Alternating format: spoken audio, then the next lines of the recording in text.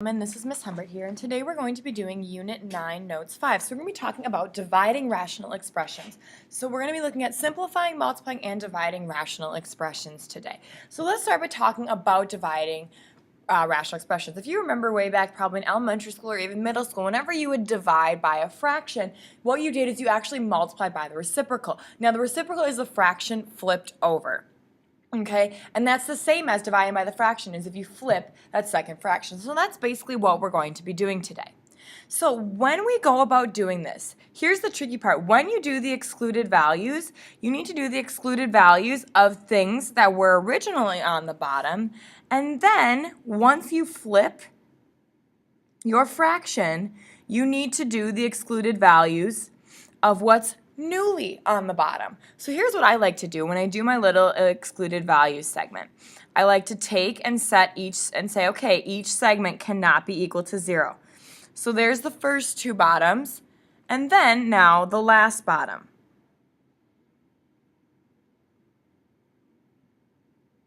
Okay, so when we take a look at this, all right, first of all, these two are never going to equal 0, so I don't really have to worry about that. 10x cubed also cannot equal 0. Well, I know for 10x cubed equals 0, x would have to equal 0. So my excluded value is that x cannot be equal to 0. So now that I've flipped my fraction, I'm ready to do some multiplying. But you know what? I also like to do simplifying, because I don't know about you guys, but I hate simplifying really big numbers. So I notice that I have a 5 here and a 10 here. Well, both of these are divisible by 5. So I'm going to take this and I'm going to divide it by 5, so that's going to become a 2. Both of these are divisible by 7, so I'm going to cross that out, and this is going to become a 3. So left over on top,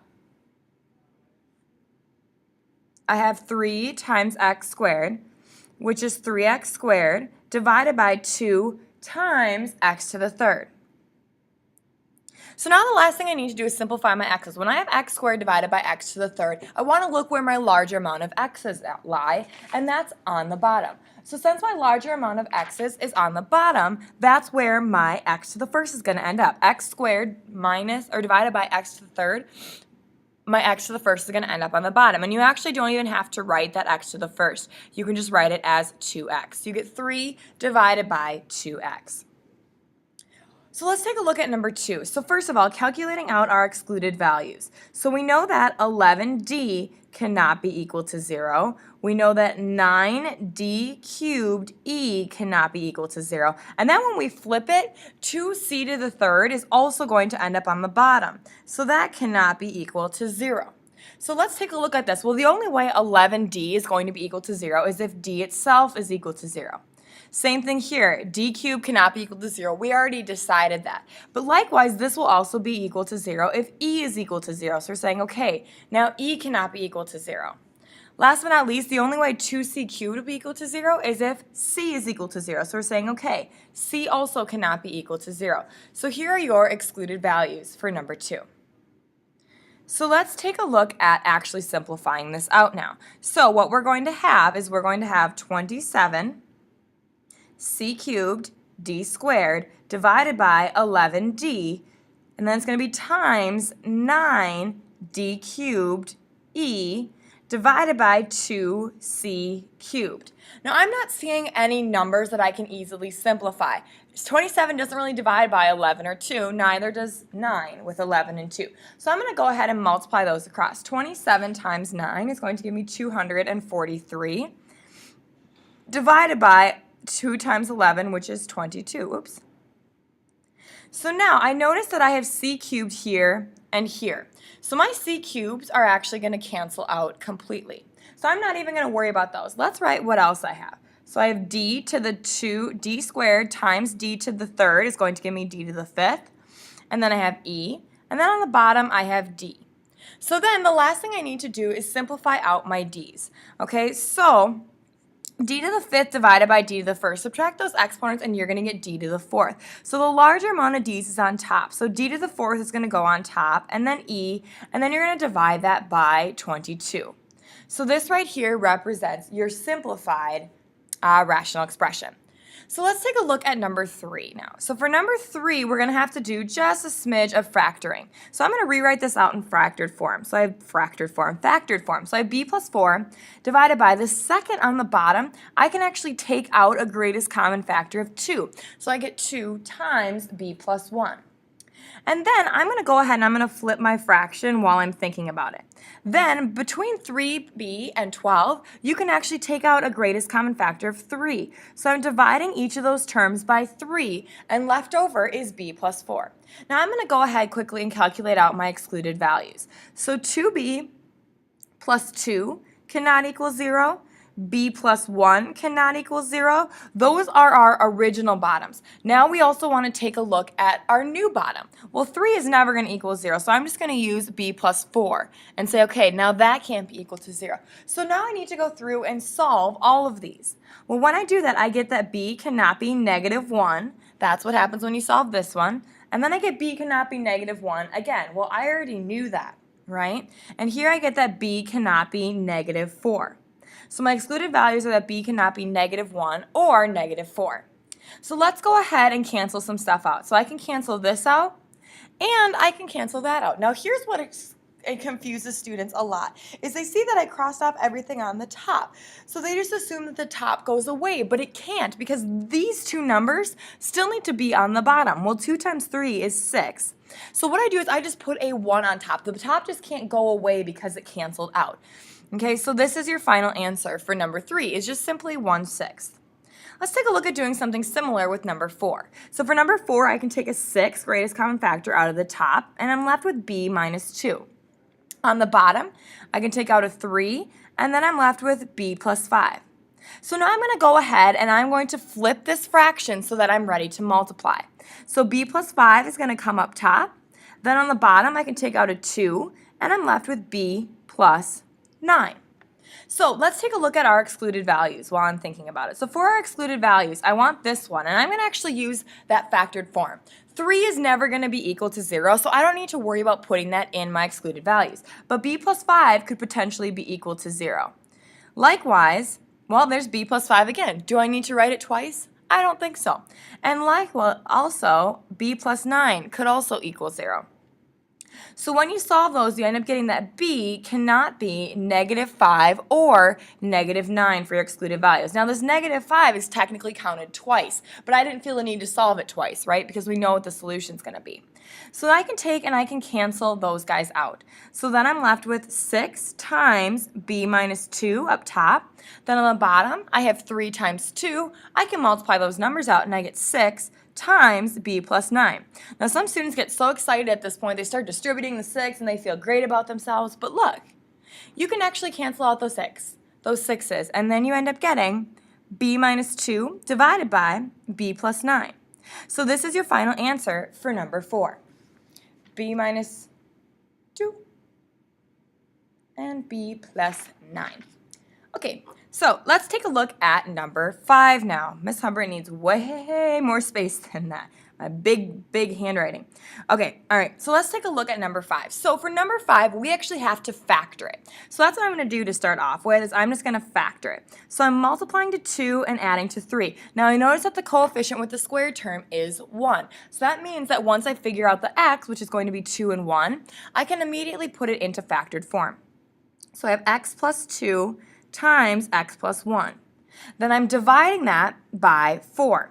Now let's write out this version. Now I'm going to write it as multiplication, so then I'm going to flip-flop and multiply by the reciprocal. So if you want to, if it helps you to put parentheses there to remind yourself that that entire factor is being multiplied. So let's take a look quick at our excluded values. So for our excluded values, first of all, 4 never going to equal 0. Don't have to worry about it. Original bottom of x plus 1, well, we don't want that to equal 0, so we don't want x plus 1 to equal 0. New bottom, x plus 2 cannot equal 0. So then we end up getting that x cannot be negative 1 when you solve this one, and x cannot be negative 2 when you solve this one. So those are your excluded values. Let's simplify this now. So what we're going to do is we're going to cancel those guys out. Okay, so when I cancel those guys out, I'm left with, up top, x plus 1 times x plus 1.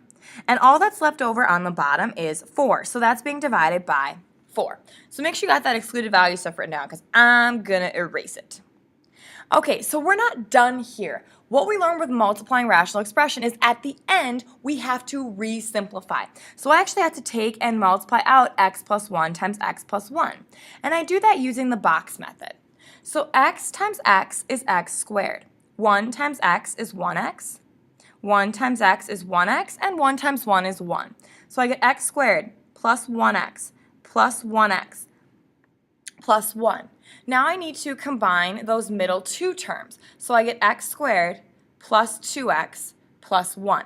Now that's going to be my new top. So I'm going to have x squared plus 2x plus 1, and that's going to be divided by 4. Now I can't divide any of those pieces by 4 because everything's being added. So this is your final answer for number 5. Let's take a look now at number 6. So for number 6, what we want to do is, first of all, factor. Okay, this guy right here can be factored using a method called differences of squares. So that's where you set up two parentheses, plus in one, minus in the other. Square root of the first term in the first spot, square root of the second term in the second spot. So that's that differences of squares factoring, and that's being divided by 5x. So now I'm going to take this and flip it. So my x is going to come on top, and my x minus 2 is going to come onto the bottom. Let's take a look at our excluded values. So 5x cannot be 0, x cannot be 0, and then our new bottom, x minus 2, cannot be 0. Well, for both this guy and this guy, x cannot be 0. Okay, we know that for both of those. Then when you solve this one for x, you get that x cannot be 2 either. So those two are your excluded values. Now, this is already being multiplied, so I can go ahead and I can start canceling out some factors. I can cancel this guy and this guy. And I can also cancel out my x's because those x's are all being multiplied by the factors. Yes, there is addition in there, but the factors are all being multiplied, which is why you can cancel them out. So then left on top, you have x plus 2, and on the bottom, you have 5. So this is your simplified rational expression. Okay, let's take a look at number 7 and number 8. Oh, so much more space. Okay, so let's take a look. So first of all, we have to factor all of these. So when I factor the top, I can take out a 2 from the top. So that one is just simply a greatest common factor. A lot of students forget that that in and of itself is factoring. Now I'm going to set up the x for the bottom one. So I'm multiplying to 1 times 18. Again, that coefficient is 1, so I can immediately put it into factors when I'm done. And then you're adding to 11. So it multiplies to 18 and adds to 11. That's going to be 9 and 2. So you're dividing by 9, x plus 9, and x plus 2. Then we're multiplying, and we're going to flip-flop those when we multiply. So now I'm going to have another x, and I'm going to delete this one so I have a little bit more space. So now I'm going to have another x that I'm setting up for that top. We're multiplying to 6 and adding to 5. That's going to be 2 and 3. So this part's going to become the top now because it's being divided, so I'm going to flip it over. So I have x plus 2 and x plus 3 that are now on top. And then down below, I'm going to have x plus 1. So what I want to do right now is quickly calculate out those excluded values before I get too far and lose what I'm doing. So for those excluded values, I know that x plus 9 and times x plus 2 cannot be equal to 0. I know that x plus 1 cannot be equal to 0 because that's my new bottom. And I also need to take a look at my old bottom, which was that guy right there. And I also know that x plus 2 times x plus 3 cannot be equal to 0. So how do you go about solving this? Well, you're going to use the zero product property. And remember, all the zero product property says is that if two factors are being multiplied, you need to set both equal to 0. So we're going to have a bunch of things set equal to 0. So x plus 9 cannot be equal to 0. X plus 2 cannot be equal to 0. Then from here, x plus 1 cannot be equal to 0. Well, we already have that x plus 2 cannot be equal to 0. I'm not going to write that again. But also, x plus 3 cannot be equal to 0. So let's set up those excluded values. What are they? Well, when you solve x plus 9 is equal to 0, you get negative 9. X plus 2 is equal to 0, you get negative 2. X plus 1 is equal to 0, you get negative 1. And finally, negative 5. So all of these represent excluded values for that problem. So let's go ahead and let's cancel some stuff out. Well, I can cancel out those x plus 2's. And then left on top, I have 2 times x plus 2 times x plus 3. Then on the bottom, I have x plus 9 and x plus 1. So now I need to use the box method to go ahead and calculate those out. So I am going to do that right now. So let's go ahead and multiply. I'm going to ignore that 2 to start out with. And all I'm going to do is multiply x plus 2 and x plus 3. So x times x is x squared. 2 times x is 2x. 3 times x is 3x. 3 times 2 is 6. So then I have x squared. I can combine 2x plus 3x, and that's going to give me 5x. And then I'm going to have 6. Now that still needs to be multiplied by 2. We'll worry about that in a second. Now I need to do the box method for that bottom one. So then I'm going to do the box method, and I have x plus 9, x plus 1. So x squared, 9x, 1x, and 9. So then I can add those two together, and I get x squared plus 10x. When you add those two together, remember you're not adding the exponents, plus 9. So I'm going to take that 2 and distribute it in. So I get 2x squared plus 10x plus 12 divided by x squared plus 10x plus 9. All right, let's take a look at number 8. So for number 8, we need to do a lot of factoring. What I would like you to do right now is pause the video, do the factoring yourself, and then restart it once you've done the factoring. So once you've done the factoring, what you end up getting is x plus 2, x minus 1. On the bottom, x plus 3, x plus 2. Now the second fraction I'm going to flip and multiply. So when you flip and multiply, you end up getting x plus 4, x plus 3. On the bottom, x plus 3, x minus 1. Oops, don't do that to me. Okay, so let's take a look at our excluded values. So I'm going to get it set up, and then I want you to solve it. So we know that x plus 3 times x plus 2 cannot equal 0. We know that x plus 4 times x plus 3 cannot equal 0. Ran out of space there. And likewise, x plus 3 times x minus 1 cannot equal 0. So I want you to pause the video, go ahead and solve all of those for the excluded values. What you end up getting for the excluded values are -3, -2, 1, and -4. If you're not sure how I got those numbers, please ask me in class and we can look at it together. So now for number 8, I need to cross off matching factors. Well, here I have x plus 2. I can cross those off. Here I have x minus 1. I can cross those off. X plus 3, x plus 3. So now all I have left is x plus 4 and x plus 3. X plus 4 left over on top, x plus 3 left over on the bottom. So that right there is your final answer for number 8. Whew, that was a long one.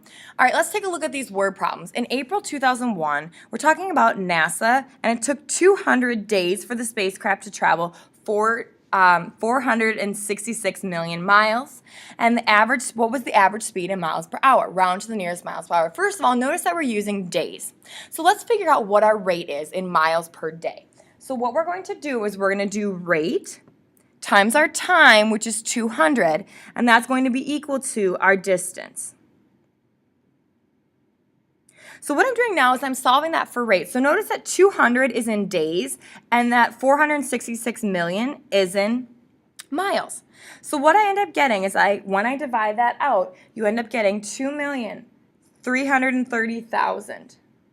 And that's going to be miles, because that was my original label, divided by day. Well, I don't want to know miles per day. I want to know miles per hour. So I need to do a little bit of multiplying, just like we did on your previous note sheet. So we have 2,330,000 miles per day. Now I need to think, how many hours are in a day? Well, one day is 24 hours. So really all we're doing is we're taking that answer and dividing it by 24. And when you divide it by 24, you get 97,083.3, and that's going to be miles per hour. So we had to convert the label once we were done, and that's your final answer for number 9. Let's take a look at number 10. On July 7, 2007, Opportunity was launched, and it gave us the day it landed in Mars. So assuming the Opportunity travels the same distance, how far did the Opportunity travel round to the nearest miles per hour? So what we need to do is we need to figure out how many days passed between July 7th and January 25th.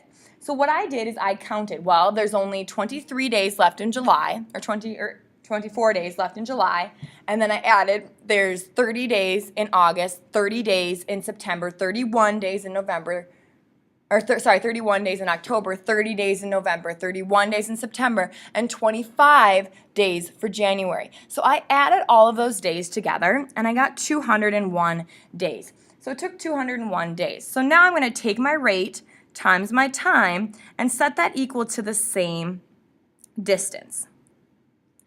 Now I'm going to go ahead and I'm going to divide that by 201. And I end up getting my rate is that's a really bad 2318407.96, and again, that's miles per day. Well, think about the previous problem. To convert it to miles per hour, all we did was take our answer and divide it by 24. So when you take this guy and you divide it by 24, you end up getting this. So the speed was 96,600.33 miles per hour, and that was for the Odyssey. So that concludes your very long note video for today. Please make sure you're bringing me questions to class because this stuff can be tough, and make sure you take that Schoology quiz. Thanks for listening.